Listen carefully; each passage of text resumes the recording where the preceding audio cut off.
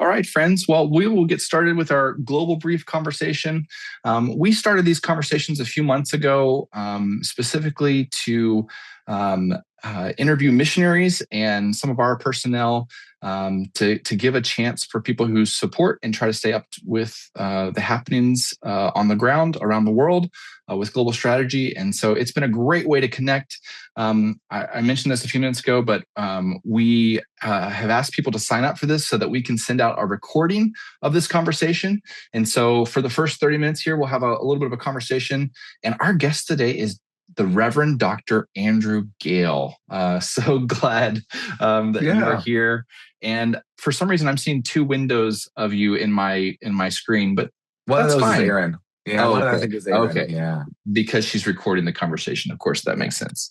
Well, as we get started here, again, welcome to all of you who are listening to this live, who are on the call with us, and also a big welcome to those who are listening to this later, the recorded conversation. My name is Joshua Weger. I am the Associate Director for Global Strategy.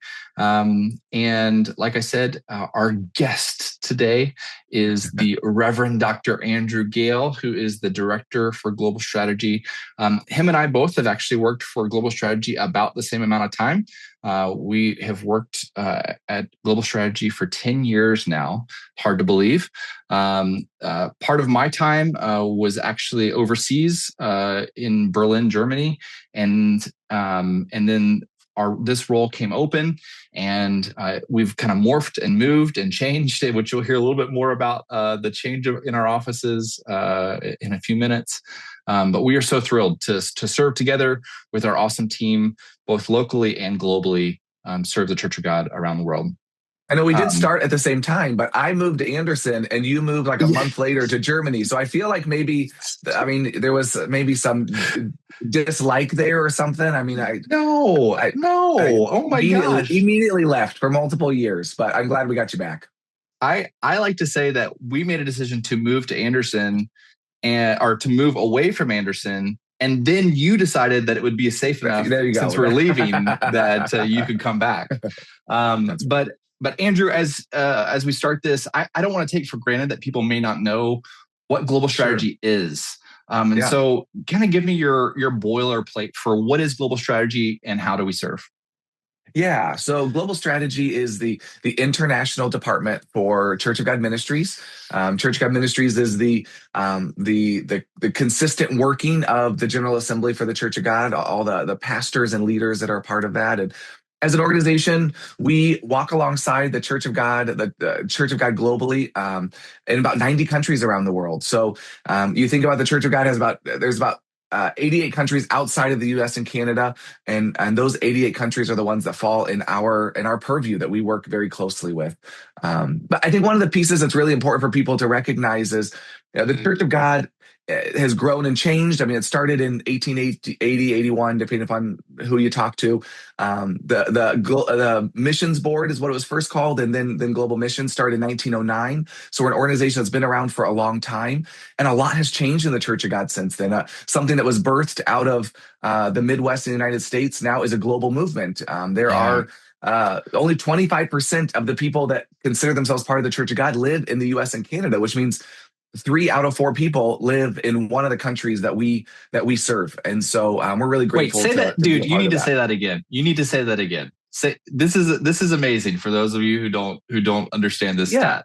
Yeah, so 75% of the Church of God is outside of the U.S. and Canada. So it's a huge movement, and it's a global movement. One that's been serving and engaged. Many of our countries have been around for 100 years. So we get the honor to work with them in partnership.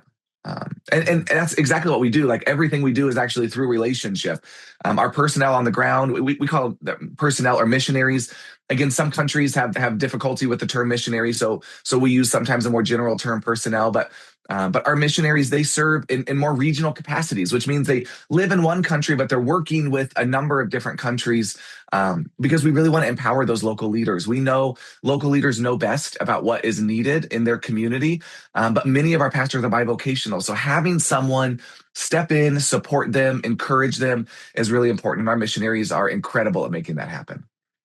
Yeah. Yeah, I often talk about our missionaries or our global personnel as our cultural liaisons around the world, Yeah. because as as as I've come to find out in my own life, visiting somewhere is great.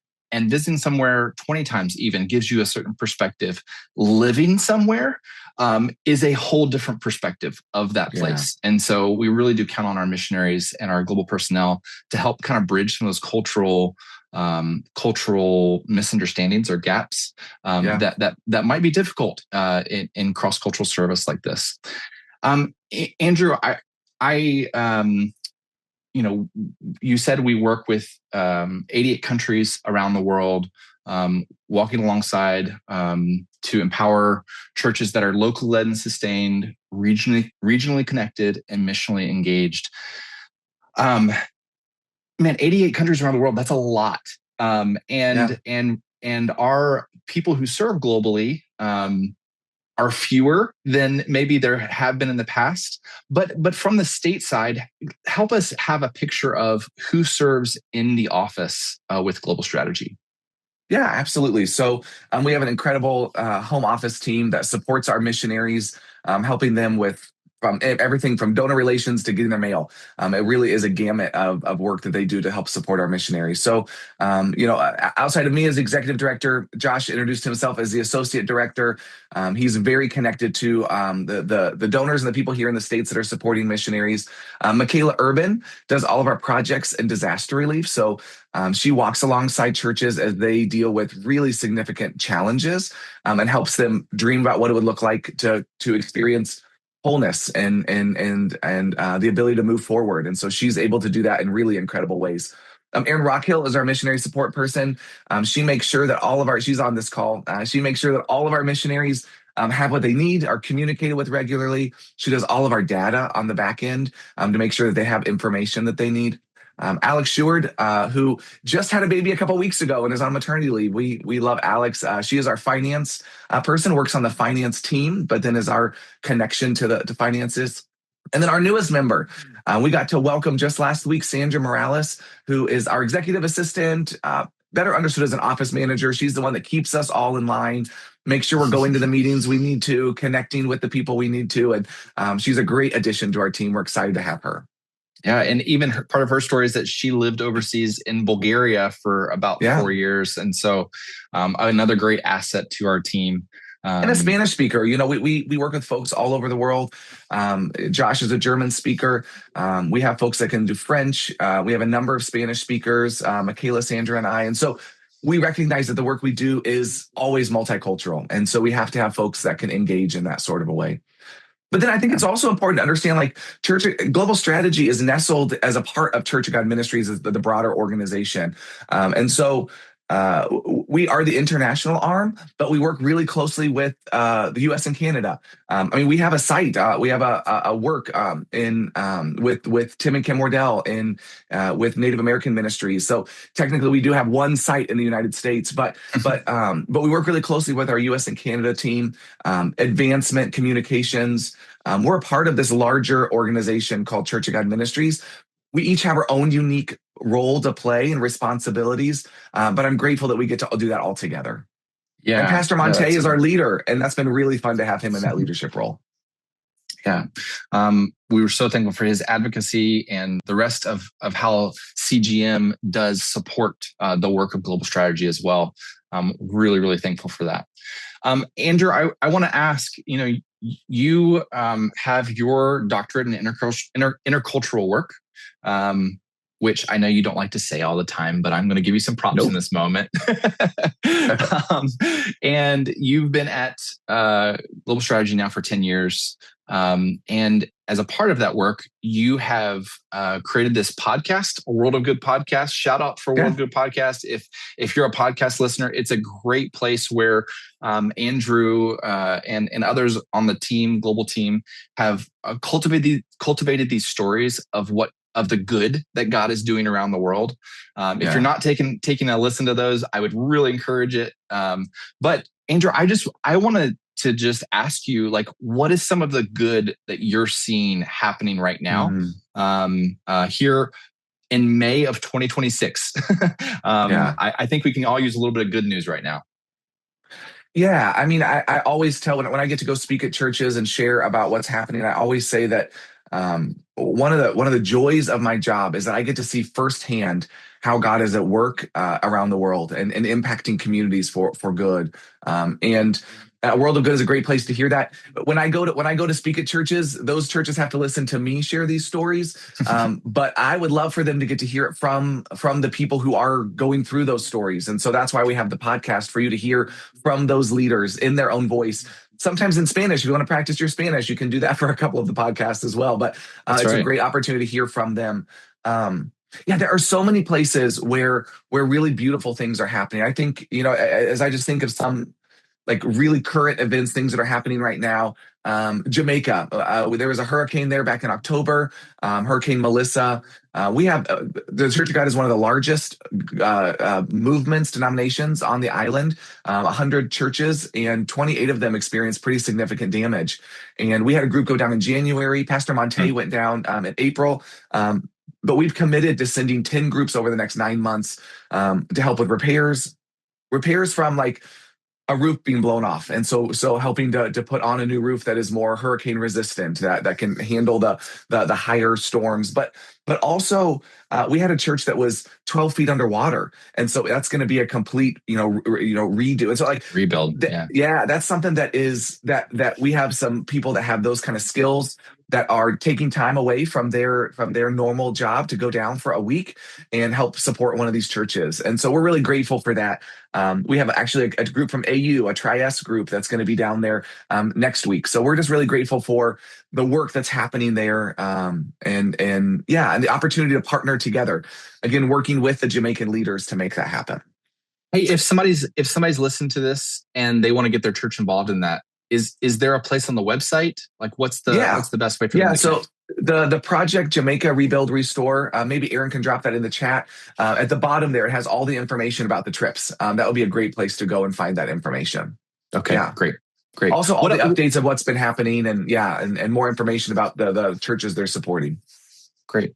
What else are you seeing that's good around the world? Yeah. So I love connection. I am, that's part of my wiring as a person. I love to see when people are connected to one another. And so you can be in prayer in the coming weeks. There's going to be the European Theological Conference, which is a German Church of God led event that brings pastors and leaders from across Europe together in conversation.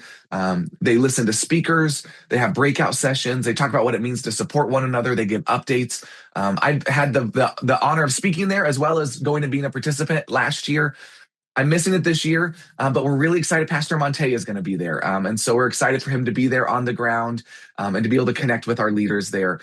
Every region has a different way that they do kind of regional connection. And this is the way that Europe and the Middle East does engages with one another for this yearly European Theological Conference. That's great. I have a very vivid image in my head of a European Theological Conference that I was at where there was foot washing happening in that space. Yeah. And our Lebanese connection in Paris, a dear friend of mine named Samir was attending, and he has a ministry called At Home now in Paris, and he ended up washing the feet reciprocally with my good friend Siegfried Froese. And man, what a beautiful image of the church being the church. So I'm really glad you mentioned that. And I'll say, like, I've gotten to see that in a few different settings that are really beautiful. Last August, I was with our All Africa Assembly, which is the regional body for Africa. And there were 14 or 15 of the countries that were all together in Ghana. Really thankful for the hospitality of Bishop Nkanza and his team. But we saw at the time, the DRC, the Democratic Republic of Congo, and Rwanda where they have been, but they were in a very contentious moment. And to see them sit together and pray with and for one another and be prayed over by the African leaders, it's a powerful image of not allowing the division that the world wants to breed in us to creep into our churches in a way that is problematic, and to be willing to say no. In the church, we're going to stand together. Yeah, that's so good. That's so good. I was also with just recently with the Asia Pacific missionaries and hearing stories of this happening across the Asia Pacific region. Yeah. And I'm just blown away whenever those types of regional connections happen Yeah, in ways Sri that are Lanka. serving one another. Sri Lanka, we have a church that is on both sides of the civil war that happened in the 1980s and 90s, and they still are in church together. They're still ministering together. It's beautiful when the church can be the impetus and the driver of forgiveness Yeah. and love in the world. And we don't always get to do that or do that well, but when we do see it, man, it's powerful. Yeah, that's so good. That's so good. Yeah, Andrew, is there any newer projects that you want to tell us about with Global Strategy to kind of give us a picture of what some of the projects are that are going on right now? Yeah, we get to connect, I mean, all over the world doing all kinds of things. Our projects range from leadership development, entrepreneurial schools or entrepreneurial projects, kind of microfinance type things, schools like elementary, so primary, secondary schools, seminaries, hospitals, wells. I mean, it runs the gamut because as we walk alongside the local church, our question is, how can you support your community? And that's different in every community. And so Yeah. as we help them figure out what that looks like, projects arise that we get to be a part of. And so an example, a recent one that's kind of exciting, it opened and closed sooner than we could actually share much about it. The church, the seminary in Argentina, the Warner Institute, they have students from all over the region come and get education there, and they started. We were able to help them build like a soundproof room where they do podcasting and videography. But just recently, they wanted to do more worship training, but a lot of the people are traveling from places where they can't bring their guitar or their drums or whatever with them, and so they wondered whether we could find a way to purchase instruments to help support the worship Mm. ministry that they wanted to start. And so we started a project to do that. And like I said, before we could really say much about it, we had a donor step up and say, "Yeah, we'll cover all of that." And so now we're in the process of figuring out, where to buy those and get those. It happened a lot quicker than we anticipated, but we're so grateful that even by this fall, they could potentially be able to have these instruments in place and do some worship ministry, which is really cool. And again, like it came from a local need, from a Yeah, local leader specifying a local need and then yeah. asking how a global church can engage in that. What a beautiful picture of the church and what we try to do with walking alongside the local church Yeah. globally. Andrew, you sit in a unique position as the director of global strategy, connecting with churches in 88 countries around the world. And I think all of us on this call probably recognize that culture is changing, the church is changing, and specifically long-term missions is changing for many reasons. What are the challenges facing specifically global strategy right now? And how are we walking with those? Well, I think that change in missions is a really important kind of first key point that I wanna tease out a little bit more because I think it helps understand the rest of the questions. Um, there was a history of missions even within the Church of God where it was very pioneer in the way that it functioned, where we were sending people to places there had been no presence before. They were starting the church. They were raising up leaders. It was a really important moment, and there is still a need for new churches to arise and new countries to be a place where the Church of God has a presence. But many of our churches around the world that we support have been around for a long time. I mean, Bangladesh celebrated over 100 years. Germany a couple of years ago was 125 years. I always tell people that before global strategy started, it was called, again, the Missions Board in 1909. There were 15 countries that had a Church of God presence. 15. Wow. So a lot of the places where we serve, they have a long history, and so they don't necessarily need the pioneer missionary to come in and start. They need the person that's going to walk alongside them as they start those works in other places. We have churches in Africa that are saying, we want to start the church in this neighboring country. Well, they need support to help figure out how to make that happen, to partner with them in that, but they don't need us to do that. So the kind of person we're looking for to serve globally is just different than what we were looking for 20, 30 years ago. We need someone who is a pastor at heart, that can walk with people, that can encourage people, that can help be a resource and a connector to the different opportunities that there are, that is deeply embedded in the kinds of things that there are within the church and ministry and the needs, so that they can say, oh, you're looking for instruments, like we can help you think through what that would look like. Or, oh, you want to start a school. A number of places will tell us that private schools are too expensive, the public schools aren't teaching our kids, we want to find this middle ground to support kids in our community. Well, we can help walk with that. We need folks to help churches walk into that space and create those opportunities in their communities. So the kind of personnel we need is just a different kind of personnel, someone who is not just bicultural in the sense that they can go and serve in one country, but they're multicultural because they may be serving in 4 or 5 different countries in a region. And so they're crossing different cultural boundaries all the time. And that is a unique kind of person to find. I think that where the rub comes for us, we have a lot of young people that are interested in missions, and we love that. I mean, I started traveling between my 7th and 8th grade year, and that was powerful in my experience and my growth. But to send a 20-year-old to go and walk alongside a 60-year-old pastor that's been pastoring for 40 years in their community and say, we want this person to help think through how you might do ministry, that's a rub. That's a challenge, because they don't come with that experience. They come with all the enthusiasm and all the excitement and all those things that we need, but they don't come with the experience. So we end up looking for these kind of second career folks that have done ministry, that have engaged in it, that now say, I want to go and be a part of helping to connect and support churches around the world.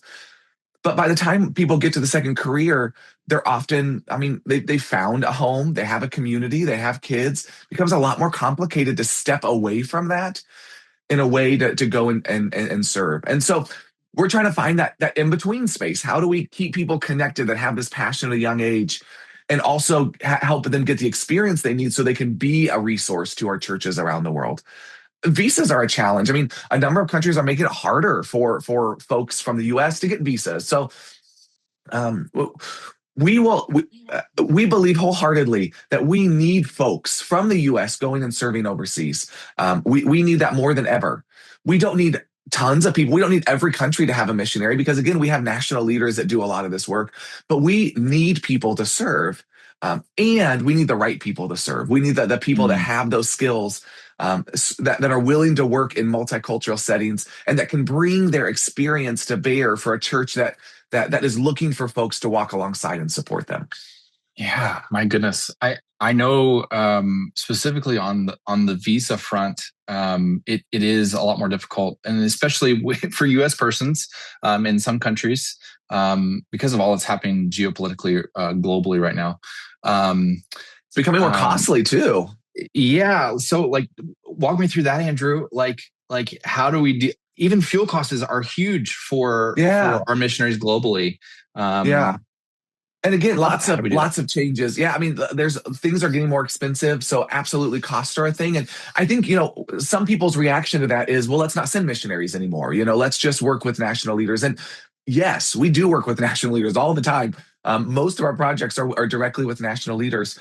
But we also need people who help the U.S. church be that, exactly what you were saying, that cultural bridge or that cultural liaison, because there's a lot that we miss. We step on lots of toes. As someone who has a doctorate in intercultural work, I step on toes all the time. Now, I'm sometimes more aware of it than other people would be, but I make very, very problematic mistakes because that's just a reality. A number of those mistakes, the reason I know they were mistakes is because the missionary said, hey, just so you know, this is how that was experienced by that person.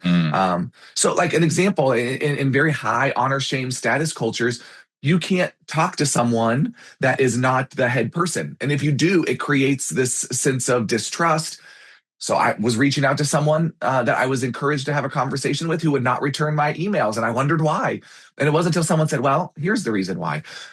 Those missionaries on the ground are the ones that understand that. They're the ones that are in this day in, day out, and removing them from that loses that cultural bridge that is just so necessary. And so we absolutely need folks from the U.S.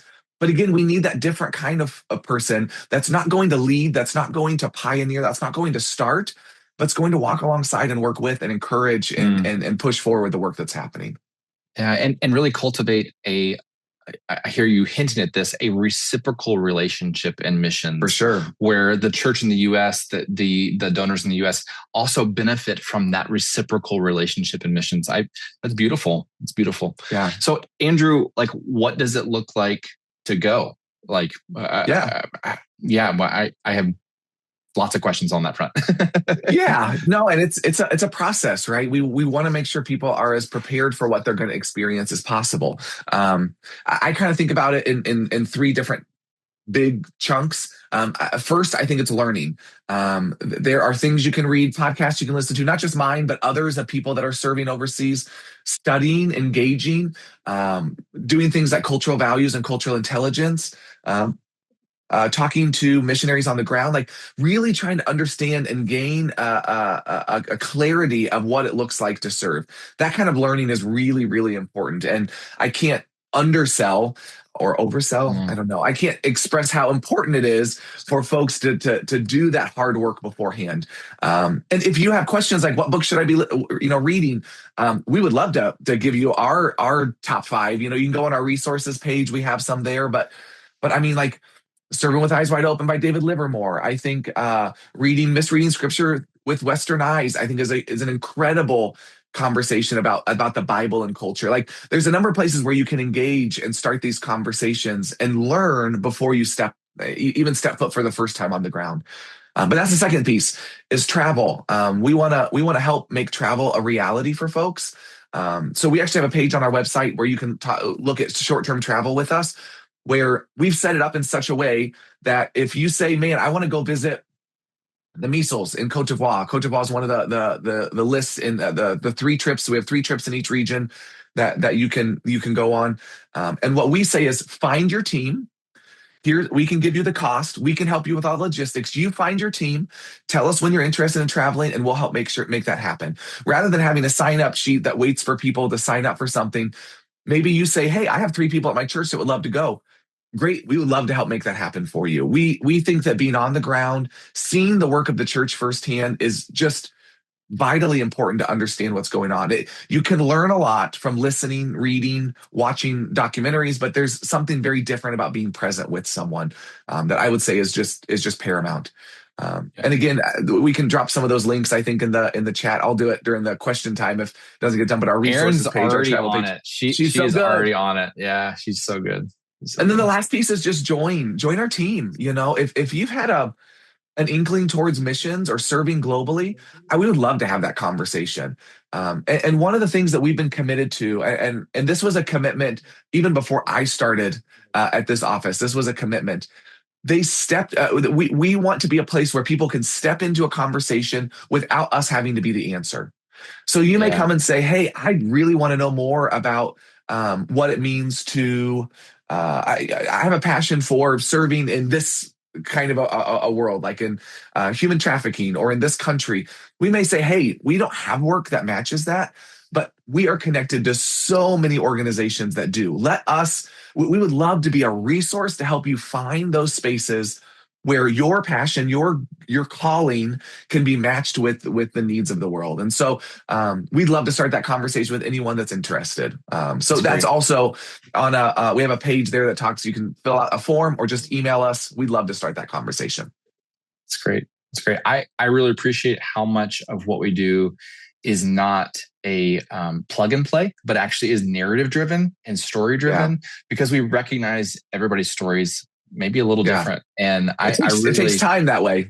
Yeah, it does. It does. But it's for the long haul too. And I really appreciate that. And Andrew, before we close out the recorded part of this conversation, do you have any closing thoughts? Yeah, as I was thinking about this time to get to give a global brief. First of all, Josh, thank you so much for leading these. These are great. I was listening to so right now our missionaries, our regional coordinators from around the world, we recorded them telling what we're calling an origin story. Like, how did you get first connected into missions? And you can listen to it on our podcast, or it's also on YouTube. There's actual video of them sharing if you want to see them. And what I was struck by as I'm listening to these, so many of them start off by saying something like, well, my path to missions was different. And they all have said that. And I keep thinking, like, who do they think is the normal path to missions? Like, I think that the path to missions for everyone is unique because God calls us all in different ways. And so as I've been listening to those stories, I've just been reminded that that our call, as we listen to that the next step is obedience in that, and that may look very different than what we anticipate. But and the path may be different than what we expect for someone that's going to serve, but that if we're following in obedience, that God will chart the way forward, and lead us to wherever it is that God may be calling us. That's so good. That's so good. Well, if you're live on this call right now, don't hang up. But for those of you who maybe are listening to this on the recording, if you want to go to choglobal.org, choglobal.org, our contact information is on there, but also the resources that Andrew talked about. Thank you so much for spending time with us.